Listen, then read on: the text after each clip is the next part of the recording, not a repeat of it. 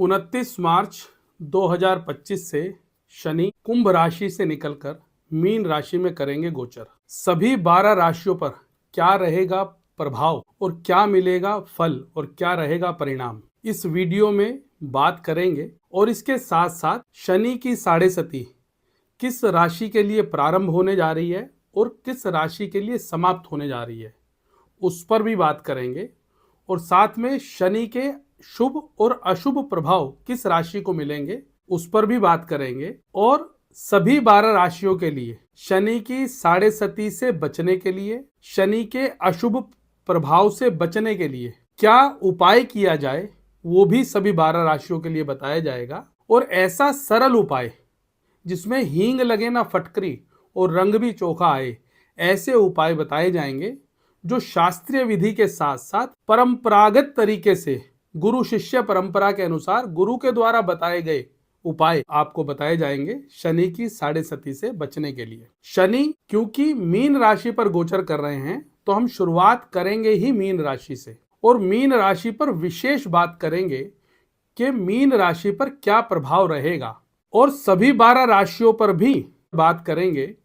परंतु उससे पहले अगर आपको इस तरह की वीडियो पसंद है तो प्लीज वीडियो को लाइक करें। और अगर आप भी चाहते हैं कि आपकी राशि के अनुसार भी विशेष रूप से बात की जाए, और इस तरह के कंटेंट को अगर आप पसंद करते हैं और अभी तक आपने चैनल को सब्सक्राइब नहीं किया तो चैनल को सब्सक्राइब करना तो बिल्कुल भी मत भूलें। तो शुरुआत करते हैं राशि मीन से। अगर वीडियो लंबा हो जाए तो प्लीज वीडियो को अंत तक अवश्य देखें। अगर वीडियो बड़ा हो गया तो नई वीडियो में, नेक्स्ट वीडियो में जो राशियां बचेंगी उस पर बात की जाएगी, क्योंकि बहुत बड़ा अगर वीडियो होगा तो देखने में भी बोरियत होती है। तो नई वीडियो को देखने के लिए या नई वीडियो में अपनी राशि के बारे में जानने के लिए चैनल को सब्सक्राइब भी आपको करना है। बात करते हैं राशि मीन से। तो सबसे पहले तो आप ये जानें कि मीन राशि में पिछले 2.5 वर्षों से शनि की साढ़े सती लगी हुई है, जब शनि कुंभ राशि में गोचर कर रहे थे। 29 मार्च 2025 से शनि मीन राशि में आएंगे, यानी कि मीन राशि वालों को 2.5 साल पूर्ण हो जाएंगे। अगले 5 वर्ष साढ़े सती का प्रभाव उनके पास रहेगा, यानी कि साढ़े सती के 2.5 वर्ष समाप्त हो जाएंगे। और क्योंकि मीन राशि पर आ रहे हैं तो मीन राशि पर आने के कारण मेष राशि वालों को शनि की साढ़े सती प्रारंभ होगी और मकर राशि वालों के लिए शनि की साढ़े सती समाप्त होगी। अभी इसका शुभ और अशुभ प्रभाव मीन राशि वालों के लिए क्या रहेगा, उसके लिए जानना जरूरी है कि शनि मीन राशि या मीन लगन में किन घरों के स्वामी हैं। आप ये चार्ट बना हुआ देख रहे होंगे कि शनि मीन राशि में, यानी कि 12 नंबर जहां लिखा है वहां पर बैठे हैं। अगर आप ये देख रहे हैं तो 12 नंबर का मतलब हो गया मीन राशि। और शनि कहां के स्वामी बने? 11वें घर के और 12वें घर के। तो कुंडली का जो 11वां घर होता है वो लाभ का होता है, आमदनी का होता है, हमारी मनोकामनाओं का होता है, हमारी इच्छाओं का होता है, हमारी बहुमूल्य संपत्ति का होता है, हमारी ड्रीम्स का होता है। प्लस 12वें घर के भी स्वामी हैं। तो 12वां घर किस चीज का है? खर्चों का है। किस प्रकार के खर्चों का? फिजूल खर्ची का। ऐसे खर्चे जिसकी आपने कल्पना नहीं करी, जिसके बारे में आपने विचार नहीं किया। 12वां घर डॉक्टरी खर्चे का भी है, 12वां घर वकीलों के खर्चे का भी है, क्योंकि ना तो वकीलों के बारे में आदमी खर्चे के बारे में विचार करता है, ना ही बीमारी यानी कि डॉक्टर के पास जाने के लिए खर्चे का कोई हिसाब किताब मंथली बना के रखता है। तो ऐसे खर्चे होने की ज्यादा उम्मीद रहेगी, क्योंकि ये इनकम के भी प्लेनेट हैं और लग्न पर विराजमान है और मीन राशि पर विराजमान है। तो मीन राशि जल तत्व राशि है, यानी कि वाटर एलिमेंट है, और शनि एयर एलिमेंट है। तो एयर और वाटर का जो रिलेशन है वो नेगेटिव माना गया है। इसका अर्थ ये हुआ कि विचारों में बहुत ज्यादा उथल पुथल होगी, मन में बहुत ज्यादा उथल पुथल होगी, मानसिक अशांति, आपके मन बार बार विचार बदलेंगे, दिमाग में अनेक प्लान बनेंगे, परंतु उनमें कामयाबी मिलने के आसार कम होंगे, क्योंकि जल और वायु का कोई मिलन नहीं है। जब जल और वायु का मिलन नहीं है तो एक बार आपके मन में विचार आया और कुछ सेकंड, कुछ मिनट या कुछ घंटों के बाद दूसरा विचार आ गया, तो ना तो पहले विचार पे आप कामयाब हो पाएंगे, ना अगले विचार पे कामयाब हो पाएंगे। तो आपको इस बात का विशेष ध्यान रखना है। अब क्योंकि ये 12वें घर के भी मालिक हैं तो 12वां घर डॉक्टरी खर्चे का भी है, तो और ये लग्न पर बैठे हुए हैं, तो लग्न का मतलब हो गया आपको हेल्थ पर विशेष रूप से ध्यान रखने की आवश्यकता है, स्वास्थ्य की विशेष रूप से चिंता करने की आवश्यकता है, मान सम्मान की विशेष रूप से चिंता करने की आवश्यकता है, उन्नति की विशेष रूप से चिंता करने की आवश्यकता है। और 11वें घर के स्वामी होने के कारण आपको अपनी बहुमूल्य संपत्ति का ध्यान रखना होगा। आपकी मनोकामनाएं, आपकी इच्छाएं, आपके ड्रीम जो हैं उन पे आपको काबू रखना पड़ेगा, अन्यथा आपकी ना तो ड्रीम पूरी हो पाएंगी, ना ही आपकी इच्छाएं पूरी हो पाएंगी, ना ही कोई बहुमूल्य संपत्ति खरीद पाएंगे।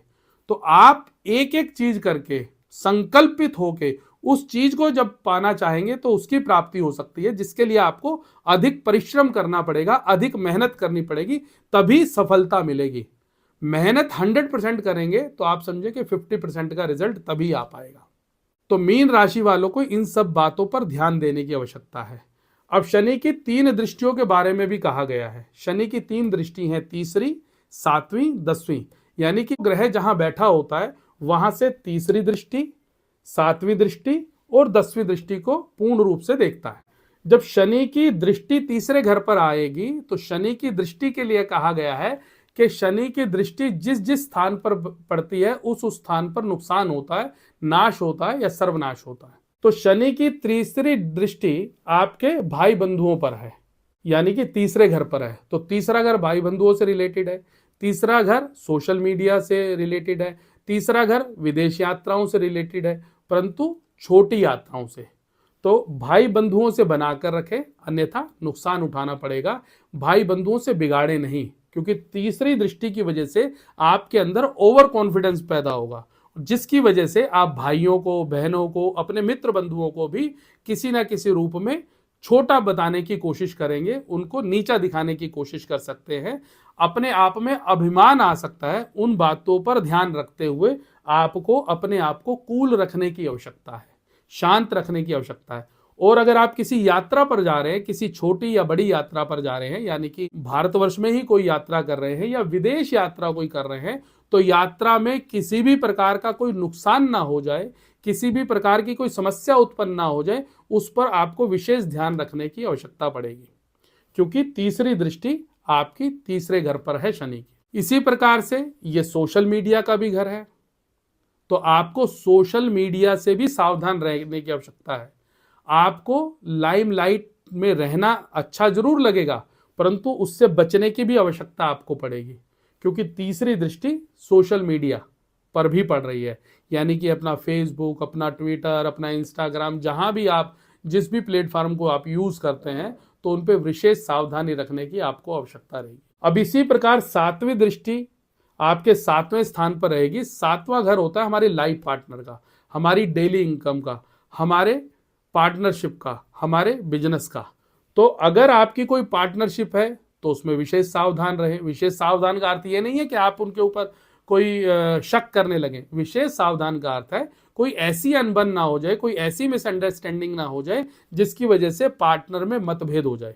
और अगर आप शादीशुदा व्यक्ति हैं तो आपको पति पत्नी के संबंधों में ध्यान रखने की आवश्यकता है।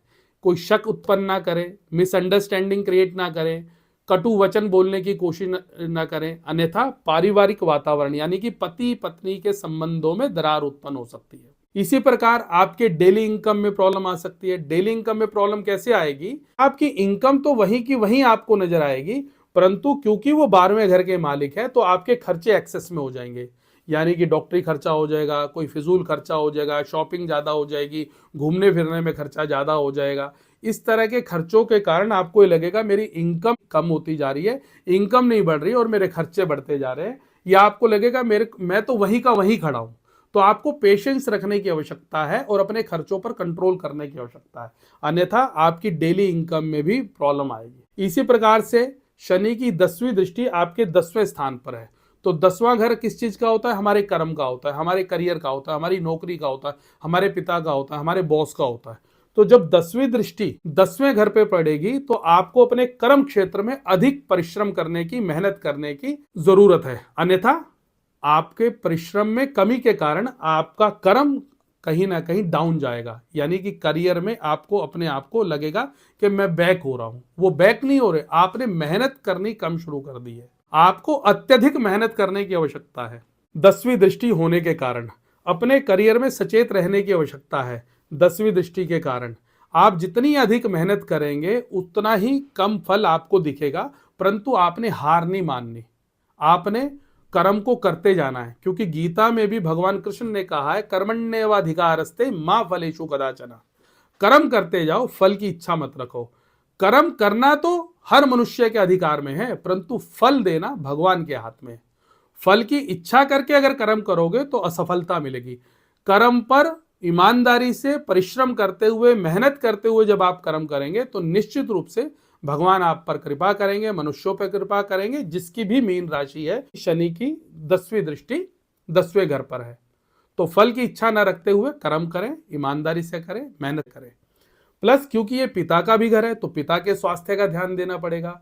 पिता से किसी प्रकार का अनबन ना हो, पिता के साथ कोई कटु वचनों का प्रयोग ना हो, कहीं प्रॉपर्टी के लेन देन में समस्या ना आए। अगर पिता से अनबन हुई तो आप समझें कि आपका शनि और अधिक रुष्ट हो जाएगा।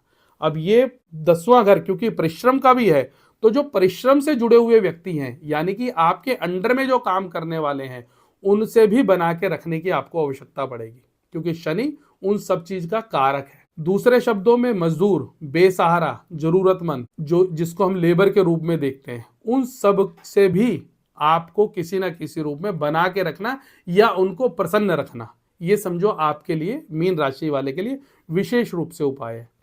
अब 10वां घर क्योंकि मैंने आपसे कहा कि बॉस का भी है, तो बॉस से किसी भी प्रकार की अनबन ना हो जाए, कोई तू तू मैं ना हो जाए, बॉस से ऊंची आवाज में बात ना कर लो, इस बात का भी आपको विशेष रूप से ध्यान रखने की आवश्यकता है।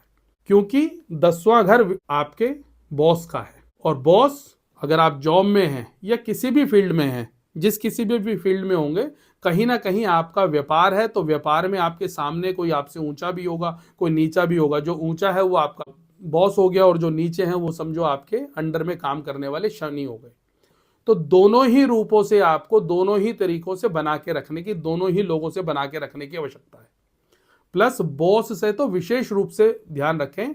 अगर आप प्रमोशन चाहते हैं, अगर आप चाहते हैं कि आपकी मेहनत का फल मिले, तो आप अपने बॉस से बना कर रखें। बॉस आपको कितना ही प्रताड़ित करे, परंतु आपको ऊंची आवाज में बात नहीं करनी है। कहा गया है कि जब ग्रह खराब होते हैं तो ऊंट पे बैठे हुए व्यक्ति को भी कुत्ता काट लेता है, और जब ग्रह खराब होते हैं तो मैं तो अपनी तरफ से सबको ये सावधान करता हूं, सबको ये परामर्श देता हूं कि गांधी जी बन जाओ। कोई एक गाली देता है तो उसको दूसरी गाली देने का भी अधिकार दो, और कोई अगर एक गाल पे थप्पड़ मारता है तो दूसरा गाल भी आगे कर दो। परंतु ऐसा ना हो कि आप इतने मजबूरी में दब जाएं कि पानी आपके नाक से ऊपर हो जाए, इस बात का भी ध्यान रखना है।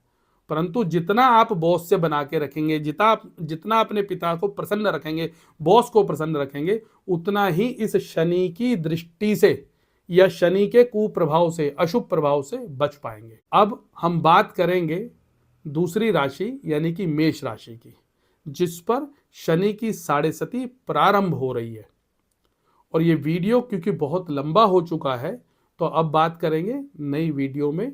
नई वीडियो के लिए फिर एक बार आपसे पुनः आग्रह है कि चैनल को सब्सक्राइब करें। इस तरह का कंटेंट अगर आपको पसंद है तो वीडियो को लाइक करें और शेयर करें, और अपनी राशि के बारे में जानने के लिए कमेंट बॉक्स में जाके कमेंट करें कि आपकी राशि क्या है। उस पर भी विशेष रूप से वीडियो बनाई जाएगी। तब तक के लिए नमस्कार, धन्यवाद।